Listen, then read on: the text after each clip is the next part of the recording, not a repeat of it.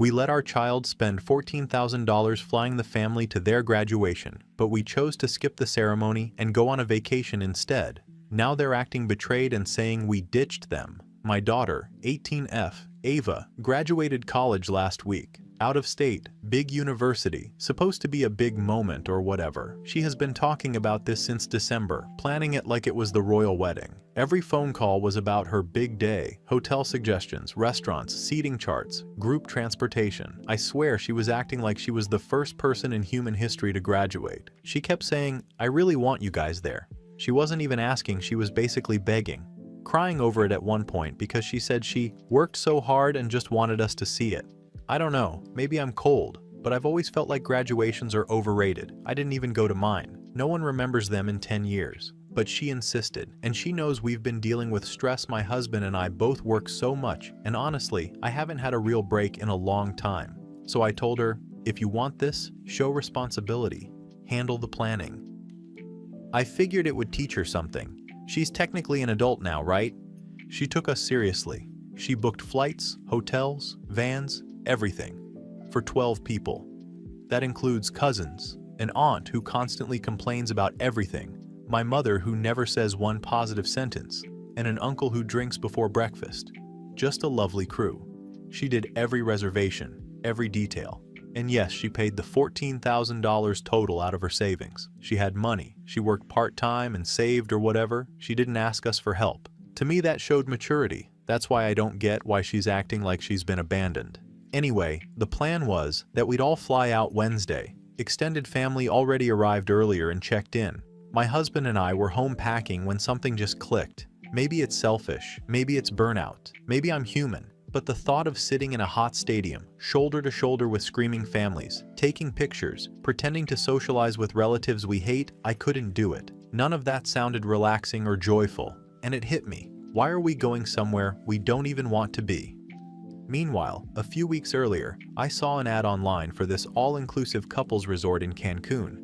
Adults only, no kids running and screaming, no forced conversations, just sun, drinks, massages. Like heaven. I had sent it to my husband as a joke. Wish we could escape instead. He liked the idea more than I expected. So Wednesday morning, bags packed, airport outfits on. I just looked at him and said, "Should we go to Cancun instead?" He laughed at first, thinking I was joking, but after a minute of silence he said, "Honestly, yes." We changed our tickets online. It took 5 minutes. We didn't tell anyone, because I didn't want drama. Also, Ava had already boarded group chat that morning saying, "Can't wait to see you guys later." I didn't want to ruin her mood before her ceremony. She needed to focus on her speech and whatever awards she was excited about. 2 hours before our original boarding time, while the rest of the family was texting airport selfies, we were already through security, except not in that crowded airport. We were at a completely different terminal, waiting to board a Cancun flight. We even upgraded to first class. I don't regret it.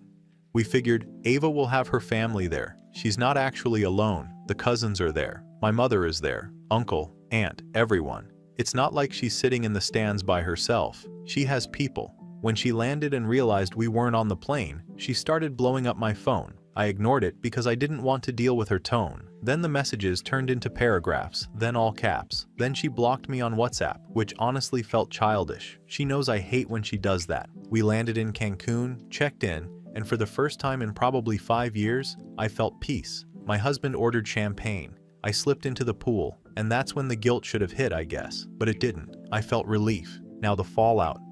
Everyone is saying we ditched her on her day. She's crying apparently. The cousins texted me saying it was unreal. But she handled everything else she could handle, us missing one ceremony. She's acting like we abandoned her for life. It was literally one event. She also keeps demanding I pay her back the $14,000. I refuse. She chose to spend that money. No one forced her. It was her idea to make it a whole family thing. Plus, I think learning financial consequences is part of adulthood. So yes, I'm sitting in a lounge chair right now, typing this and asking, are we actually wrong for choosing a vacation over a ceremony that we didn't even want to attend? Update 1. So, I woke up this morning, half asleep, scrolled Reddit, and the first thing I see is my original post plastered everywhere. Screenshotted, circulating, somehow it got onto Facebook too. And TikTok. And someone at work sent it into the office group chat like it was breaking news. My phone had 60+ messages before I even finished brushing my teeth. Coworkers? Wow, didn't know you were like that. Someone literally added a gif of a dumpster on fire. HR emailed me asking if family conflict was affecting my performance and reminding me to be mindful of corporate values online. I'm on vacation drinking mango cocktails. Suddenly, I'm the face of villain parenting trademark. And Ava, she made a TikTok. A whole video with sad piano music. Screenshots of the group chat she sent begging me to answer. Photos of her empty seat at graduation. Her cap. Her crying. Caption: My parents chose Cancun over me. It's at 400,000 views. I laughed like actual laughter because the dramatics are insane. And then I realized people believe every word. Extended family is now pretending they always supported her. Aunt Lisa, who once told Ava she had a forgettable personality, is now posting on Facebook, "You deserved better, sweetheart." Grandma is posting Bible quotes like she didn't spend Ava's 17th birthday saying education is useless for women. They are acting like I committed a crime.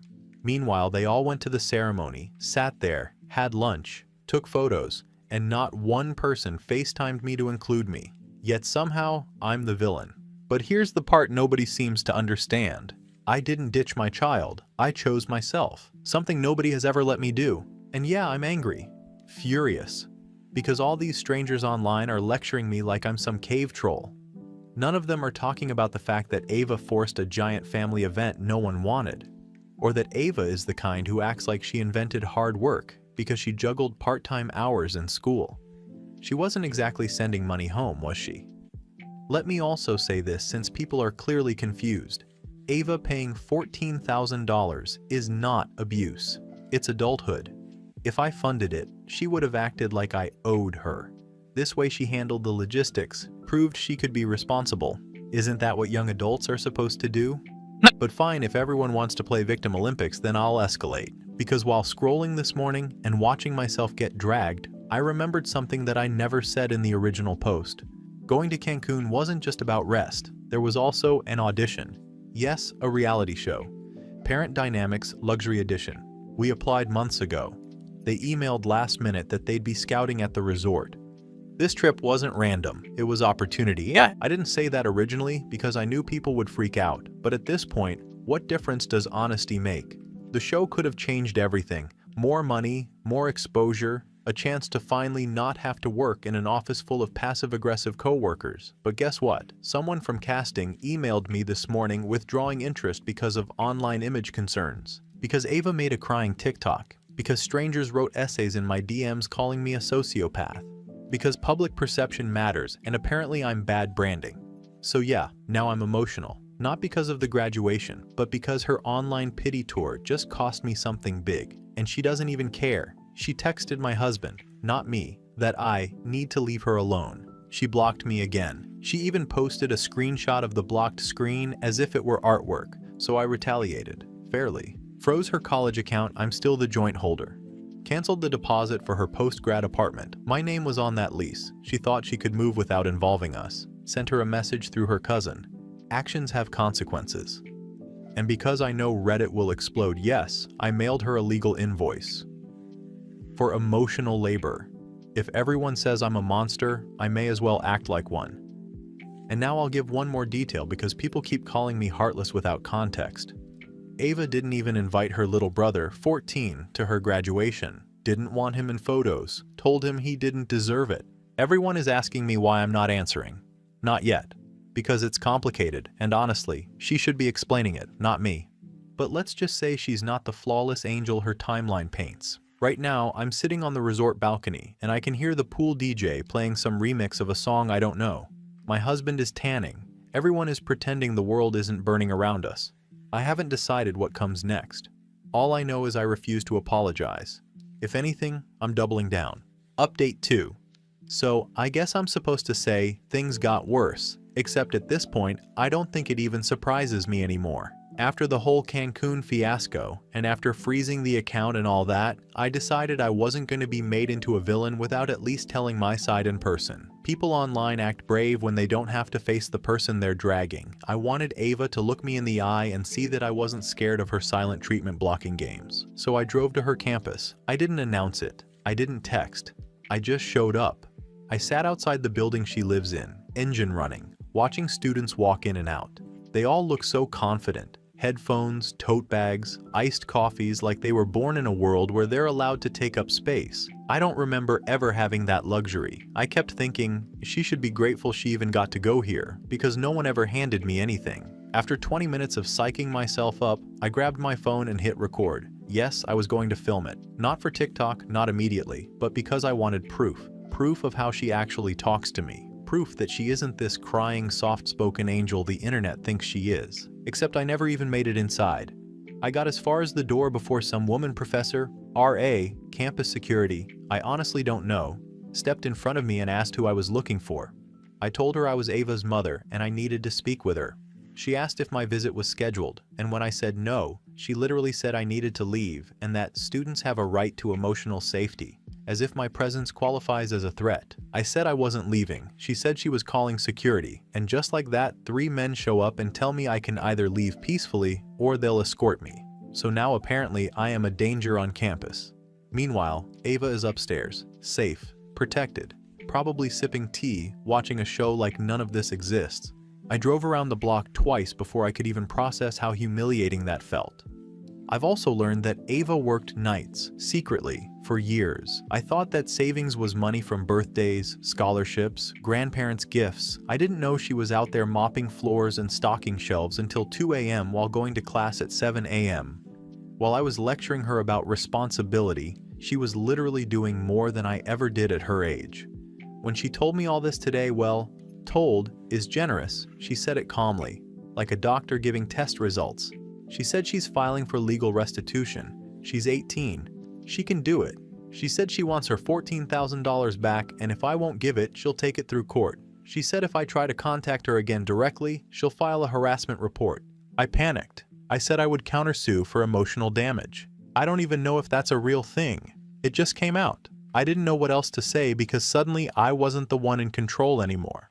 And then the worst punch. I asked my spouse why he didn't say anything about the learning disability stuff. He didn't answer. He just stared at the wall like he was somewhere else entirely, like maybe he had been somewhere else for a very long time. I drove home. I parked. I haven't gone inside. Everyone keeps saying just apologize, like that ends anything, like that would suddenly make her stop blocking me, unfreeze my reputation, undo TikTok, undo the professor banning me from campus like I'm unstable. People act like apologies are magic keys. They're not. Once people hate you, they hate you. Once someone decides you're the villain, they will burn you to prove it. I don't know what's happening anymore. Update 3. I got home from everything that happened in my second update thinking maybe I could regroup. I thought maybe I could walk into my house, take a shower, sit on the couch, and pretend life was normal for a minute. Instead, I walked into a living room full of suitcases. My spouse was standing there, calm, like everything was already decided. They didn't scream or cry. They just said their version of, "It's over," but not dramatically at all, almost like they were relieved,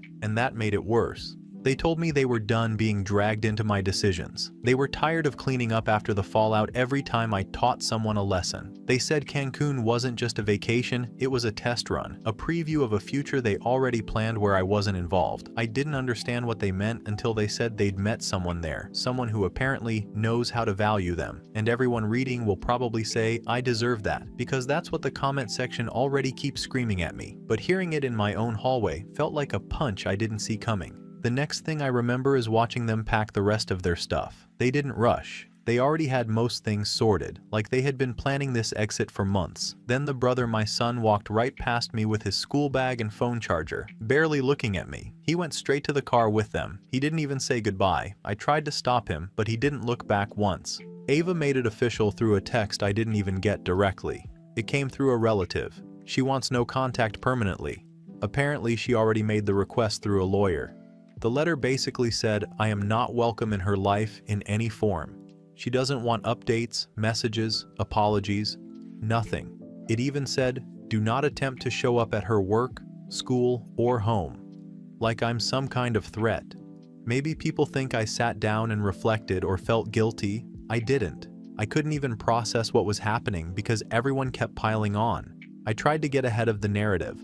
I wrote a post on Facebook explaining everything. I laid out the truth, that I paid for her life, that she wouldn't have gotten anywhere without me. I expected at least some sympathy, maybe colleagues or neighbors defending me. Instead, it was like lighting myself on fire in public. Comments rolled in. People said I abandoned my child. People said they never liked me. Someone from my job reposted it on their company Slack channel.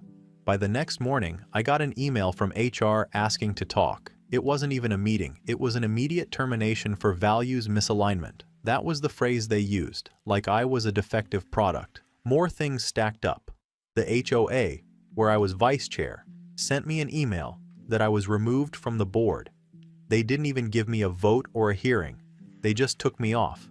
Then my gym membership got canceled because I created a hostile environment by filming videos in the locker room ranting about people who turned on me.